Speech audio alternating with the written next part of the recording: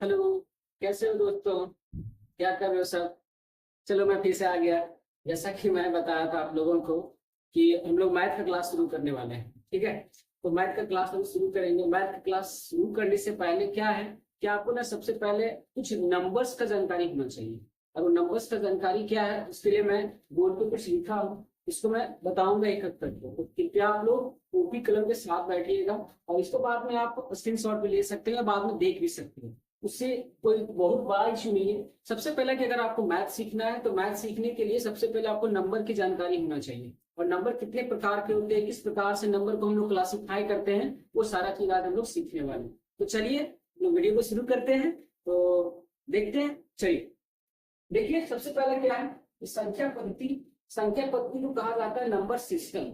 Number system किसे कहते हैं? तो देखिए हम लोग सिर्फ नंबर के विषय में जानकारी रखते हैं, ये नंबर के विषय में लोग कहते हैं। तो ऐसे सारी संख्याएं जहां पे हमको नंबर्स के विषय में जानकारी प्राप्त हो, विभिन्न प्रकार के नंबरों के बारे में पता चले, वैसे सिस्टम को हम लोग नंबर सिस्टम कहते हैं। अब ये नंबर सिस्टम में संख्याएं कहाँ से होती है? हाल तक तो हम लोगों ने सीखा था कि सर 13, 14 ये सब क्या है, नंबर ही होते हैं। ये बात है कि क्या ये नंबर्स हैं, तो इन नंबर्स को हम लोग कैसे क्लासिफाई करेंगे? तो आइए हमारे साथ सीखते हैं कि नंबर्स कितने प्रकार के होते हैं और कौन कौन से होते हैं। सबसे पहला हमारा है प्राकृत संख्या। इसको इंग्लिश में कहा जाता है नेचुरल नंबर। क्या कहेंगे इसको? Natural number. दूसरा हमारा है पूर्ण संख्या, इसको कहेंगे हम लोग होल नंबर। ये होल नंबर कहलाता है।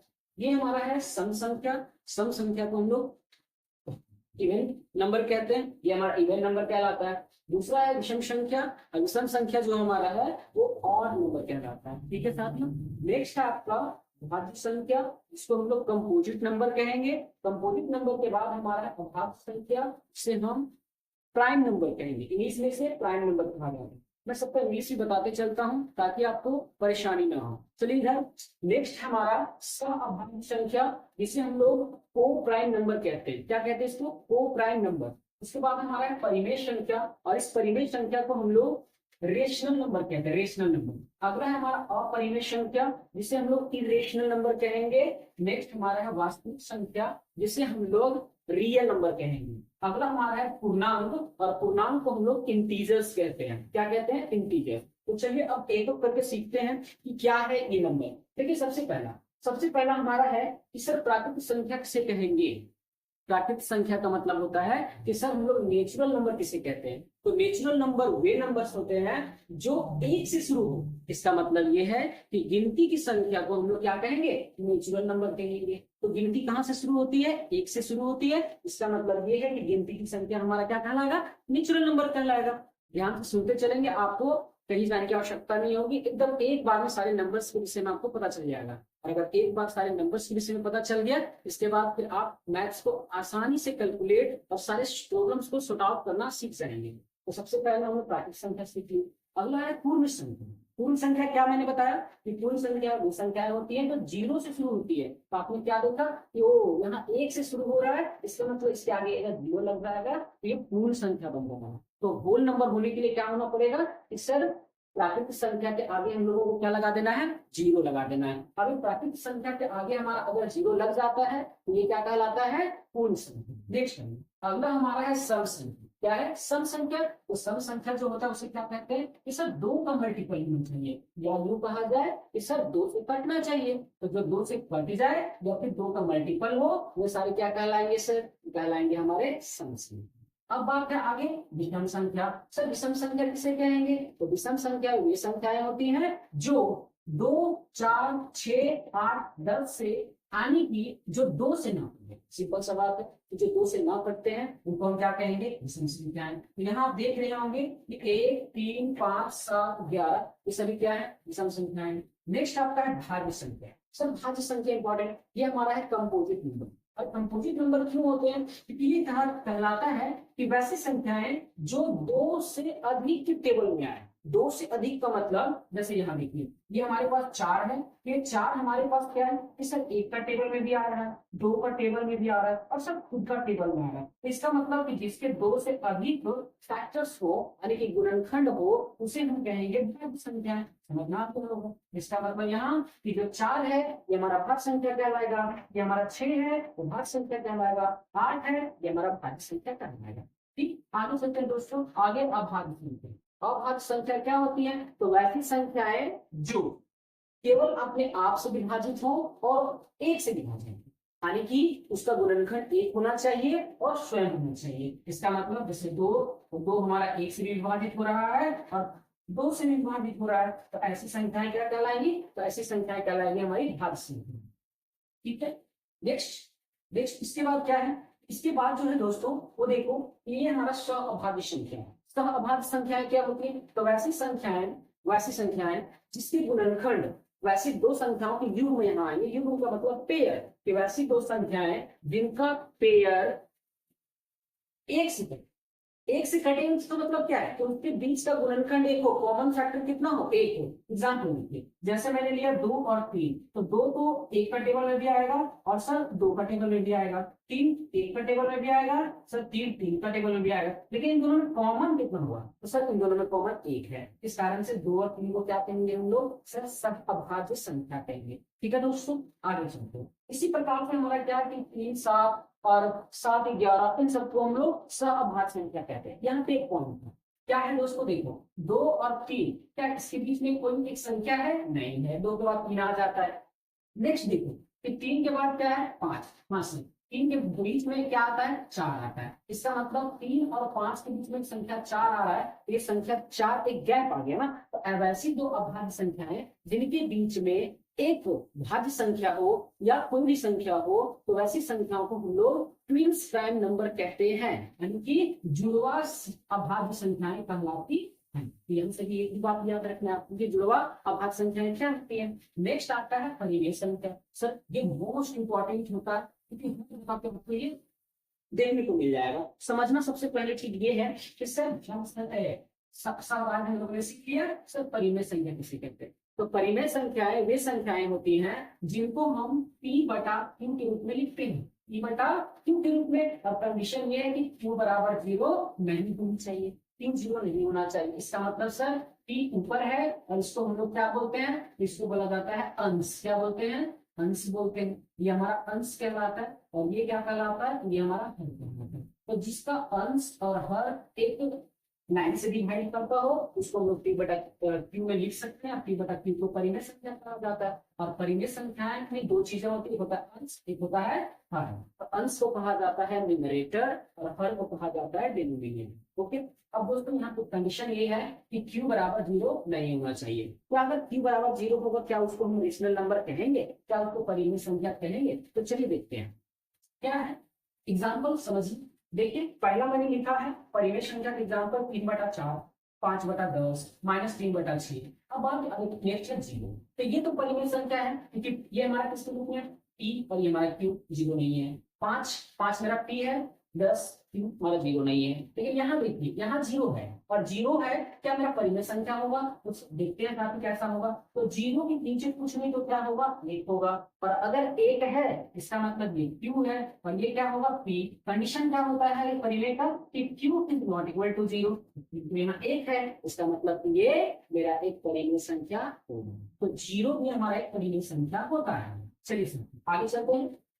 देखिए आगे क्या है? अपरिमेय संख्या। अपरिमेय संख्याएं मुख्यतः वे परिमेय संख्याएं होते हैं साथी कि जिसका हम लोग रूट नहीं निकाल पाते। रूट नहीं निकाल पाते इसका मतलब है कि उसका स्क्वायर नहीं निकलेगा। अब ये स्क्वायर क्या होगा? तो मेरा अगला वीडियो आएगा वो स्क्वायर होगा, स्क्वायर से रिलेटेड होगा। तो अभी आप करीब में चलते चलेंगे, साथ साथ आपको बड़ा मजा आने वाला है आगे की क्लासेस में। आगे देखिए कि यहाँ √3 करने का मतलब है 23 लिखा हुआ है, यहाँ पे 23 है। क्या 23 किसी में स्क्वायर होता है? नहीं साथी, ये नहीं होगा। तो अगर यहाँ पे अगर ये हो जाता, मान लो 25 मैंने देता, तो क्या ये परिमेय संख्या होता? हो जाता, क्योंकि 25 का रूट जो होता है कितना होता है? 5 होता है। 5 के नीचे कुछ नहीं, 1 होगा। इसको मतलब P बटा Q हो गया। P बटा Q मतलब परिमेय। ठीक है साथी, आगे चलिए। आगे हमारा है वास्तविक संख्या। तो वास्तविक एक चीज और यहाँ पे साथी कि पाई हमारा जो होता है वो अपरिमेय संख्या होता है। और अगर ये पाई का वैल्यू आपको दे दिया जाए, स्पेसिफिक वैल्यू 22/7, इसका मतलब ये 22/7 तुम्हारा परिमेय हो जाएगा। लेकिन ये पाई तुम्हारा परिमेय नहीं होगा, ये क्या होगा? अपरिमेय संख्या होगा साथी। क्या होगा? अपरिमेय संख्या, याद रखेंगे इसको। नेक्स्ट इसके बाद जो हमारा है वो है वास्तविक संख्या। वास्तविक संख्या किसे कहते हैं? तो वास्तविक संख्या वह संख्या होता है जो परिमेय और अपरिमेय का सम्मिलित रूप। सम्मिलित रूप मतलब इन दोनों को मिला करके लिखा गया हो। तो देखो एग्जाम्पल 3/4 से लेनी है, पाई यहाँ से लेनी है, 0 भी लेनी है और ये माइनस वाला भी लेनी है। इसको हम लोग क्या बोलेंगे, वास्तविक संख्या बोलेंगे। ठीक है, तो इसको याद रखना है कि रियल नंबर वे नंबर होते हैं जिसमें कॉम्बिनेशन होता है परिमेय संख्या का और इसका अपरिमेय संख्या, दोनों को तो मिला करके लिख देते हैं। तो वैसे ग्रुप्स को हम लोग क्या बोलते हैं, वास्तविक संख्या। अब यहाँ पे एक सवाल है, क्या बताइए, क्या सभी वास्तविक संख्याएं परिमेय संख्याएं हो सकती हैं? तो हाँ, दम हो सकता है। क्यों? क्योंकि वास्तविक संख्या में परिमेय संख्या आता है। क्या सभी परिमेय संख्याएं वास्तविक संख्याएं हो सकती है? नहीं था, ये नहीं हो सकती। क्यों? क्योंकि तो वास्तविक संख्या में परिमेय और अपरिमेय संख्या दोनों शामिल होती है। इस कारण से केवल परिमेय संख्या वास्तविक संख्या हो सकता है, लेकिन वास्तविक संख्या केवल परिमेय संख्या हो ये संभव नहीं।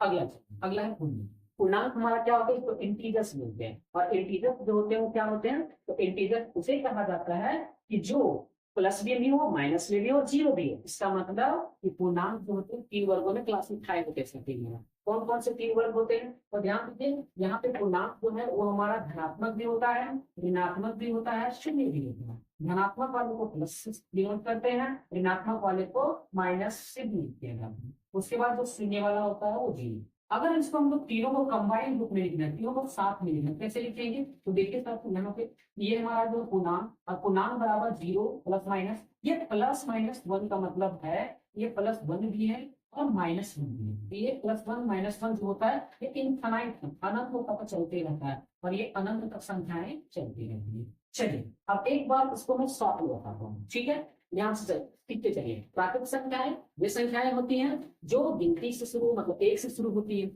पूर्ण संख्याएं वे संख्याएं होती हैं जो 0 से शुरू होती है। सम संख्याएं वे संख्याएं होती हैं जो 2 से शुरू होती है या 2 का दुपट मल्टीपल होती है। ठीक है, शुरू भी तो 2 ही से होता है। आगे विषम संख्याएं वे संख्याएं होती हैं जो 1 से शुरू होती है। ठीक है, और 1 से शुरू मतलब कि 1 हमारा विषम है, फिर 3 है, फिर 5 है, फिर 7, ये सारी होती है। उसके बाद भाग संख्याएं जिसका फैक्टर 2 या 2 से अधिक होता है। अभाज्य संख्याएं वे संख्याएं होती हैं जो किससे कटती है, खुद से और अपने आप से, उसी को मतलब केवल अपने आप से और एक से कटती है, उनको हम क्या बोलेंगे, उनको भाज्य संख्याएं ना बोल करके क्या बोलेंगे, अभाज्य संख्या बोलेंगे। आगे चलो, आगे सम अभाज्य वैसे संख्याओं को जोड़े जो केवल उनके बीच में गुणनफल कितना होना चाहिए, 1। परिमेय संख्या जिसको p/q के रूप में लिख सकते हैं, अपरिमेय संख्या जिसको p/q के रूप में नहीं लिख सकते हैं, और वास्तविक संख्या इन दोनों को मिला हुआ रूप है। पूर्णांक 3 प्रकार का, धनात्मक, ऋणात्मक और शून्य। तो अगर यहाँ तक आपको पता है कि सारे नंबर्स क्या होते हैं, कौन कौन से नंबर का कैटेगराइजेशन कैसा है, किस प्रकार से इसको क्लासिफाई किया गया है, तो अगर सभी संख्याएं और नंबर्स के विषय में आपको जानकारी हो गया तो उसके बाद आपको कैलकुलेशन करने में आसानी होगी। इसके बाद है, यहाँ से मैं कुछ सवाल पूछने वाला हूँ, यहाँ से सीखते चलिए। प्राकृतिक संख्या में अगर पूछा जाए कि सबसे छोटी प्राकृतिक संख्या कौन सी है, तो बोलिएगा 1 है। अगर आपसे पूछा जाए कि बताइए प्राकृतिक संख्या में सबसे बड़ी प्राकृतिक संख्या कौन सी होती है, तो क्या है, यहाँ पे आप देख रहे हैं कि 1 2 3 4 5, अब डॉट डॉट डॉट, तो डॉट डॉट डॉट कहने का मतलब है कि खत्म नहीं हो गए, और खत्म नहीं हुआ जिसका मतलब वो अनंत है। क्या है, अनंत। और अनंत का सिंबल ऐसा होता है और इसको हम लोग बोलते हैं अनंत। और अनंत को कहा जाता है इनफिनिटी। क्या बोलते हैं, इनफिनिटी बोलते हैं। याद रखिएगा।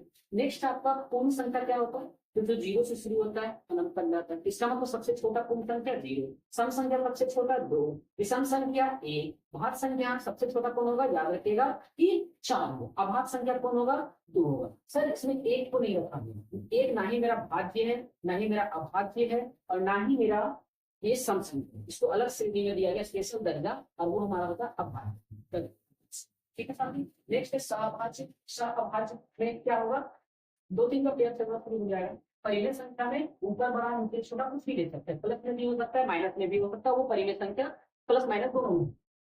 अपरिमेय संख्या इसका रूप नहीं निकलना चाहिए। और एक पाई का वैल्यू अगर में, ऐसा कहा है कि पाई को अगर रहता है, यहाँ पे हम लोग अपरिमेय संख्या रखेंगे। तो देखिए साथी कि 3 आने की जो पाई हमारा होता है, पाई बराबर होता है 3 दशमलव 1 4 डॉट डॉट डॉट उसमें बढ़ते रहता है, मतलब ये शांत नहीं होता है। तो जब हमारा फ्रैक्शन शांत ना हो तो इसका मतलब हुए क्या कहलाएगा, अपरिमेय कहलाएगा। तो पाई का अगर वैल्यू तुमको दे दिया गया है कि 22/7 हो, तब ये हमारा क्या कहलाएगा, तब ये हमारा परिमेय संख्या हो जाएगा। अन्यथा इसको हम परिमेय संख्या नहीं कहेंगे।